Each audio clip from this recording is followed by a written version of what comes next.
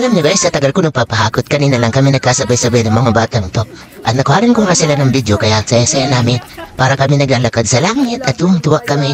Kahit medyo pagod na kami pero okay lang. At least nakakasundo kami.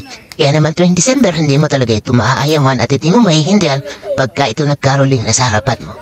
Hindi mo ito maihindihan kasi ito na lang yung mga batang halos kasama mo sa pagtaguyod ng ating tindahan. Kung hindi sa kanila ay wala. Kaya naman guys, hindi ko tinitipid sa pagbabayad gawa ng gawa ng nag-aaral yung mga bata na yan. Dinadagdag ko sa baon nila. Ito mo yan guys, ang lalakas sila. Pero hindi naman sila mga minority dahil sila mga nasa edad na rin naman. Sila yung mga kabataang maasahan, pag-asa ng bayan ba? Charot. Sana pagdating ng panahon, lahat sila makapagtapos ang pag-aral para makita ko naman sila mga sensado sa buhay. Hindi lang tagbuhat pa din kahit may pamilya na. Diyan nga guys, tapos ko na may display ang aking mga pinamili.